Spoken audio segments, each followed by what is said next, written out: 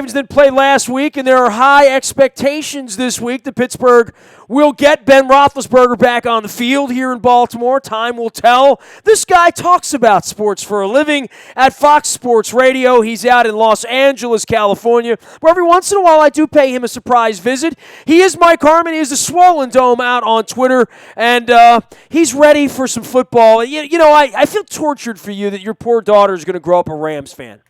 I think we'll keep her with the Bears. The Bears. I think I can keep it to the hometown. Well, after Monday night, I mean, what a showing there against the mighty Vikings, huh?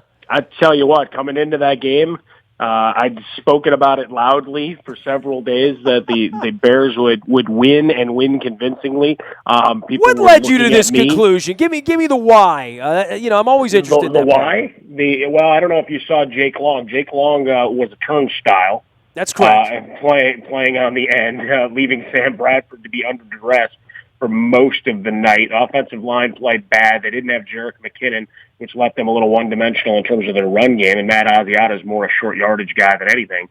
Passing-wise, again, Bradford under duress. Bears front seven has played better, I think, over the balance of the year than any statistics might lead you to, given the fact that the offense left so many points on the board.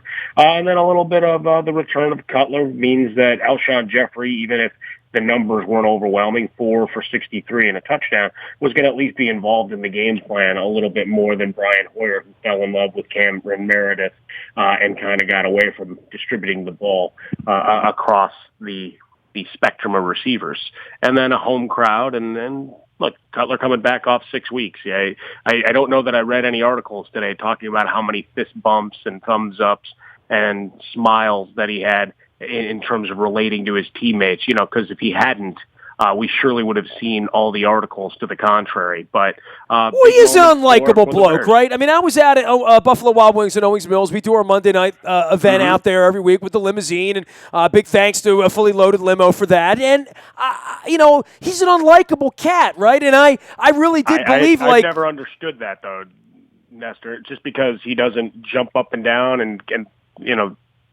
do the histrionics of a Phillip Rivers. I've never seen him seem likable in any interviewing setting, and maybe it's the discomfort he has with that. I have great admiration for him. He's diabetic. My wife is diabetic. I sort of understand how blood sugar issues affect one's countenance more than anyone, but quite frankly, and he's a tough guy to root for. He's back, but I do think we forget that he's a skilled guy. That being said, he overthrew some guys and whatnot. I mean, we saw some Cutler-ish kind of play, but I didn't think they could play that well, Mike. Well, Jordan Howard, I mean, I don't know that anybody expected him to go for over 200 total yards. The big 69-yard run right off the jump really got things going. I think coming out of Chicago, the expectation was that there'd be more of a committee approach. I think just with Cutler, people have always been enamored, and unfortunately it goes with the position. If you get paid a lot of money, the expectations rise through the roof, even if the personnel decisions are of what's built around you. Joe Flacco's familiar with that, by the way. Just to point that out on a 4-game losing streak. Yes. No, but it's the kind of thing that becomes all right, it's all on you, and I don't know what's expected of him. I mean, there's been a couple of years where they've had good personnel, but the offensive line, like even going into last night's game, no Kyle Long on the O-line. They've been kind of shuffling to try to get 5 guys to play together. They lost their starting center right before the season began, looking at this year specifically. There's just been so many things over the course of the year, but because you get paid a lot of money as the quarterback, it all falls on your shoulders, and people go to that. It's like, it's what the market will bear. It's I know it's not fair in terms of the way quarterbacks get unduly the majority of the credit or the blame. Well, they do have the toughest job. You would admit that. No, sure. And in his case, I think it's just, it's become a narrative. The singer in the band makes more. What's that? The singer in the band makes more. That's just the way it works. Well, that's true. But I think it's just the function of it's become a popular narrative. I don't know that any other quarterback coming back off 6 weeks of missing because of an injury would have gotten some high headlines. Instead, it was anything about it was the what's wrong with the Vikings. Even during the telecast, it was look how banged up the Vikings are and look how many things they're listening, as opposed to any other quarterback would be getting, the genuflection for the arrival and leading his team to a victory. So just interesting to watch how a media, and we're watching this in the elections and everywhere else, of how the media can push a narrative and it becomes something everybody swallows. Well, it's got to be popularity contest, and certainly, I mean, you said that that he was under duress, talking about Bradford. It was more like an assault, quite frankly. Well, yeah, I mean, I was trying to clean it up for the kids out there. I mean, because it was a Halloween night effort. At times, it was if they've done a good job of just capturing the eyes of Sam Bradford, a guy who's normally pretty stoic, he looked terrified by the number of times that he had Hicks and Willie Young on his jersey 2 steps in. And Fifi, our former Ravens defensive Russian. All right, so the Ravens have the Steelers this week. We talked about quarterbacks. I've talked about where we are in the season. Look, I don't know that anyone really feels good about either one of these teams winning the Super Bowl or many of these teams that are 3-4 or 4-3, but it seems to be the flavor of the league in the AFC in the North and in the South, and then obviously in the West as well as the South and the NFC, where 9-10 wins is going to win you a division. It's that sort of thing, and for the Ravens being favored in this game, Roethlisberger appears he's going to play, or at least the Steelers are going to pretend he's going to play this week. We'll learn more about the practices as the week goes along. But this, from a Ravens perspective, this changes the whole season. If you go to bed on Sunday night and you own a piece of first place, all of a sudden the 4-game losing streak, how bad you were, how many Pro Bowlers were out, all of that goes away with a win against the Steelers. That said, a loss against the Steelers, you start planning for the draft kind of, sort of. Well, it's still so early in terms of what this division is. You mentioned some of the other races where things are running away. North's going to be decided in the final 2 to 3 weeks of the season. I mean, that's just the way it's setting up. And Cincinnati had their opportunity to get to 500 and ended up with a tie. Against Washington, just failing miserably to capitalize on a number. And they were lucky they didn't lose, dude. If that kid doesn't shank that field goal, it's a loss. They're 3-5. No, that's it, right? And what do we keep coming back to kickers being a much bigger part of this NFL narrative this year than I think anybody could have anticipated. Well, you would have known that when they moved the extra point back, that some guys were going to miss more of them, right? Well, yeah, it's still a 94% success rate at this point. You have to wonder how much of it is the different stadium, right? Different backdrops. I know there was a lot of talk about the footing on that surface before they got playing. Every NFL insider that was on site was making note of how in the pre-games they were adjusting cleats and going through and testing their footing across the field. So, it's going to come back to haunt you eventually. That's why we had an official fall on the field the other night. Slip on his own. Yeah, and and I find it fascinating. In that game, there was a point right before halftime where there was a chance to kick a 59-yard field goal. It was the Bears. Was it the Bears or was it the Vikings? I don't know, but there was a 59-yard field goal that it was the last play of the first half. Somebody threw a Hail Mary, got knocked down. I don't know which team it was. Well, it was the Bears and the Hail Mary. There's a Bear, okay. They tossed it up. Yeah. But you're not putting Connor Barth out there. He's going to kick it too low. It's going to get Dude, the Ravens would have kicked a 59-yard field goal, and I gave you 50-50 that Tucker would have made it. Well, that's it. You have your elite kickers, and when all of that was going down with moving the PAT, we had a number of current and now former NFL kickers on our show, Jason Smith and I, talking about it. And my argument was, all right, the guys that are the best, this is their opportunity to shine and get paid. The guys that are chattel, the guys that are in the lower ends, it's just going to expose the inaccuracies. So I get you want to. Yeah, you talk about like 10 or 12 elite quarterbacks. How many elite kickers are there? What do you got, a handful? Okay, so it's even more specialized than finding another John Elway, right? I mean, it's that hard to find. Right. You got less kickers that you trust. I mean, look at what Tampa Bay did. They go and get Aguayo, and, I mean, he's been absolutely a butcher for them over the course of this year. It's probably cost them 2 wins already. So their defense being no good. It's funny. Everybody made fun of Al Davis for drafting Janikowski, right? And still to this day, And now, 15 years later, he's still there. And if you have to kick a 59-yarder with 1 second left to go, instead of throwing a stupid Hail Mary that nets nothing, you got a 1 in 3, 1 in 4 chance, or maybe 1 in 2 chance that he's going to make it, given the right weather conditions. Buddy, he's super toe. That's what I've said for his entire career. The old toy that you had to slam on the head, and you usually really hurt your palm trying to get distance on it. Remember, it came with the little goal post, and you'd set it up down, and you'd try to slam him on the head. There was a basketball one where the guy was doing a set shot, a baseball one. I mean, they had all sorts of different things. It was the Super Jock series, but the Super Toe, I mean, that's been Janikowski his entire career, and now they actually have some offensive firepower to go along with him, extend that career. That guy's going to be a Hall of Famer before it's all said and done. Did you just reference the little game with the ping pong balls, or am I nuts?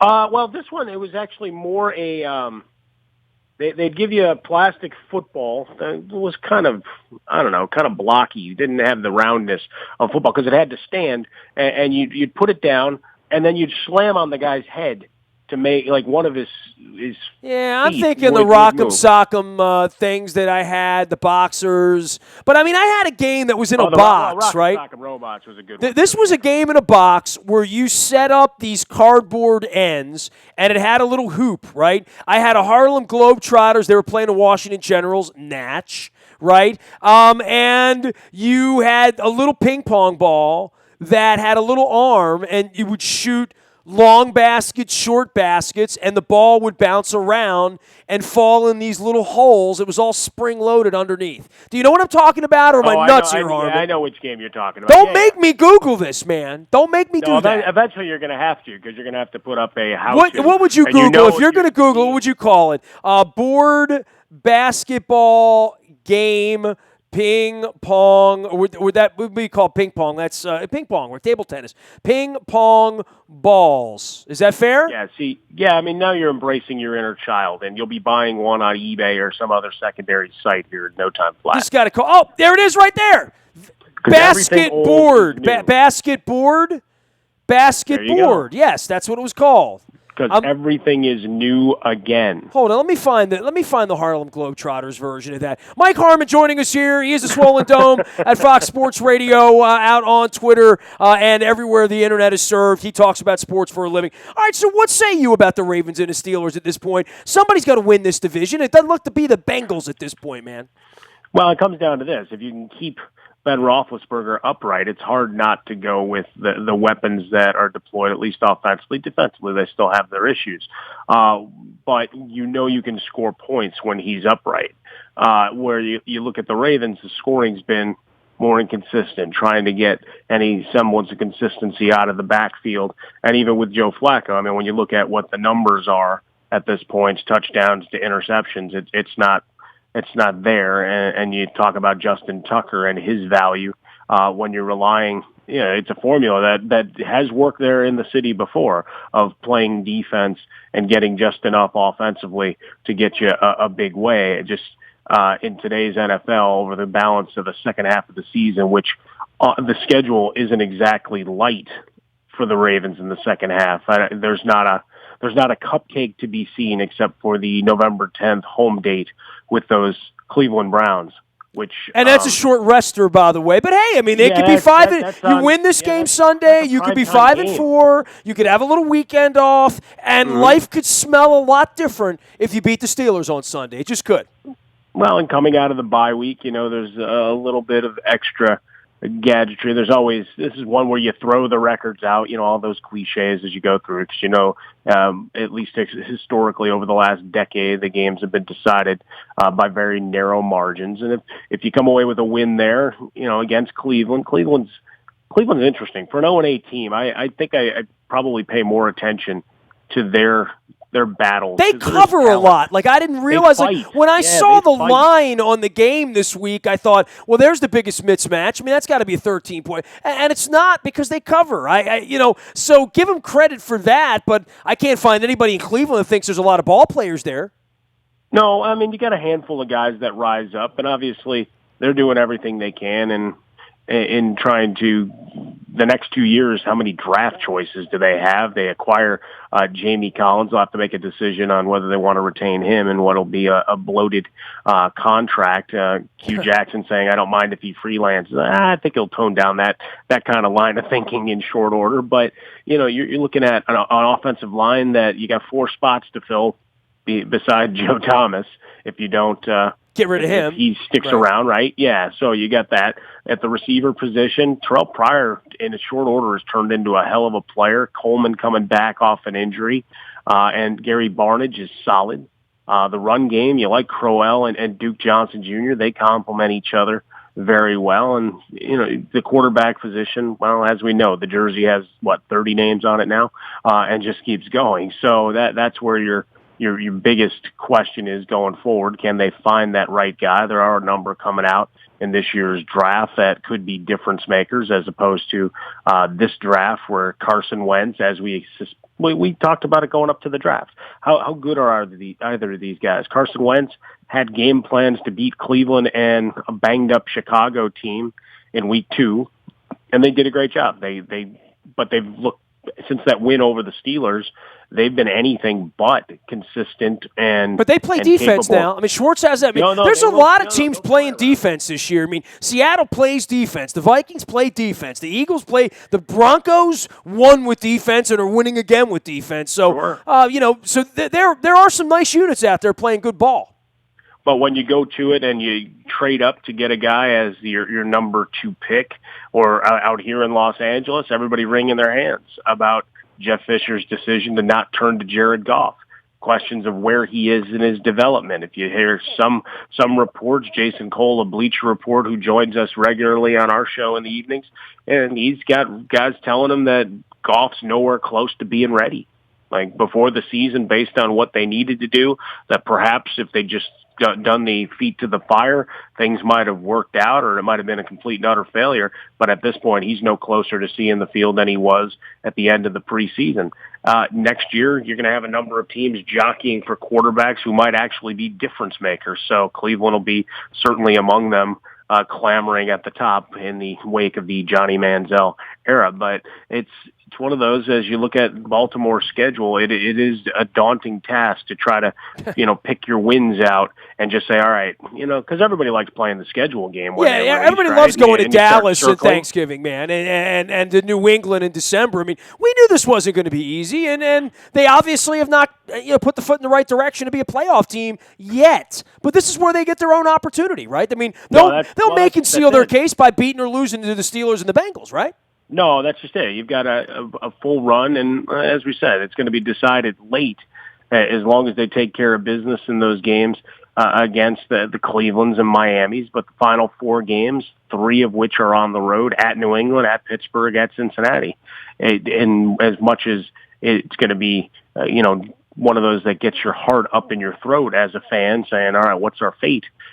You're talking about exciting and needed December football, which in a slate where we've talked so much about ratings and problems with the product, I don't see anything here in the North that's any problem. Get your popcorn and get ready because it's going to be a big finish. Hey, dude, I'm going to tag you out on a Facebook video. I found the basketball game I owned as a kid. I'm holding it up right now. I did. It is the there you go, right there. The Harlem Globetrotters official edition, a year-round sports game by the Catico Company. The game is called Basket, B-A-S. There's a little black dot and K-E-T. It's the official edition. It says real basketball in miniature, a fast-action game for all ages. And it's got Meadowlark Lemon dribbling a ball on his finger, on his other finger, and on his foot. And it's got, was it Goose Osby or Geese Osby? Geese. Geese Osby, yeah. Yeah, and Curly Neal's on the cover, one of my former in-studio guests. So, yes, I owned that game as a child, and I played it a ton, but it did not have some standing football. They also had the Metallic game, right, that never worked, right? Remember the one with the magnets? Oh, yeah. No, a lot of those were, that football game, we talked about that one a little bit on the air last night, where you'd have guys just kind of spinning in circles. Because you had the Jake Cutler, I should say on Monday night, the Jake Cutler to Alshon Jeffrey, where he hit him squarely in the back of the head, which might have been the most accurate pass ever thrown in NFL history. That was one from the quarterback challenge kind of thing, where you'd dip it in chalk and then try to hit a target, and he hit Jeffrey right in the back of the head. If you were playing that type of football after you spent 10 minutes setting the guys up for the next play, that was the best pass you could have ever thrown. That was like something you see on a Honolulu beach in shorts or something like that in the offseason, right? That is absolutely right. The Superstars competition. Targets, that you got it. He is Mike Armin. He is the Swollen Dome at Fox Sports Radio and our friend. All right, so last thing for you. We can talk about the Patriots, and that's fine. And the Broncos, we know they're good. Are you buying what the Oakland Raiders are selling right now? I think I am. I think I have been all along, but I'm wondering if you're buying it. Well, the one thing, it's the good and the bad. They lead by a very wide margin the number of holding penalties in terms of, well, hey, they're keeping Derek Carr upright. If nothing else, he's paying them off nicely to keep him protected. It kind of reminded me like Josh Norman's defense on Sunday. Just hold on every play. They can't call it on every play, right? No, they won't. And then when they do, you complain saying they got that one wrong, right? That's the way it works. But a lot of complaining about officials, both from the collegiate side and from the NFL. I haven't liked the strike zone this week either, but who's counting? No. You certainly have that going on too. But you look at between Richard Sherman, Cam Newton continuing to cry about how he's treated. It's just hit this whole other world. But I think as now that I'm derailed, what was the original thought there, Nestor? I think the original thought was Josh Norman and penalties and the game slowing down and the game stinking and just in general the Oakland Raiders. Oh yeah, so with the Raiders, with the idea of their penalties, the totals. I mean, they're far and away the most penalized team in the game. That's not going to bode well as you get deeper into playing in a very tight division. And look, if the Chargers didn't give away as many games as they did in the first half of the season, despite the injuries that they've had, they battled and then gave things up in the final 2 minutes. We'd have a really good race going on with three teams in that division, or actually all four with Kansas City coming up with a couple of big wins. I wouldn't want to see the Chargers next week. I think they're a good team. They're fun to watch. Phillip Rivers still flinging around. He still has to answer some questions of why he checked out of run plays in a goal to, first and goal from the 2 after Melvin Gordon was running wild like Hulkamania in the 80s. But that's neither here nor there. Phillip Rivers doesn't get the same fire under his feet, much like we talked about with the quarterback position a little bit earlier. But you look at the Raiders, that defensively they're awful. They're terrible, and I have to wonder if that doesn't come back to bite them. I like watching Derek Carr flinging around. Cooper and Crabtree have been phenomenal. Seth Roberts has been sneaky good in spots when called upon. The run game comes and goes. Latavius Murray has big games and disappears as quickly as he came on, and I think that comes back to get them. Do they make a wild card run? Yeah, I think they do. But in the end, I think there's still some flaws. This defense that people were tagging and saying, well, look at these two monsters that they have. Well, they're all they got. The other 9 are not getting it done. So I like the narrative. It's nice to have the Raiders relevant for a while. I don't know that they have staying power. I think in December we see a fade. All right, we will find out what Derek Carr's got under the hood. He is Mike Harmon. He is the Swollen Dome on Twitter and out at Fox Sports Radio. Always great to visit with you, my friend. Keep the faith. We'll see you soon. Fun stuff. Go get them this weekend. You got it. Yeah, man. The season's on the line, and Maryland's going to get beaten by hopefully less than 30 on Saturday afternoon out in Ann Arbor. And we got the hockey season. Caps are coming back home. We got the Wizards in play as well as college basketball right around the corner. Good stuff around here. Anything you miss, you can find in the Buy a Toyota Audio Vault 24 hours a day from anywhere in the world on your mobile device by downloading the TuneIn Radio app. Our morning newspaper reaches your email inbox every morning digitally, 7 a.m.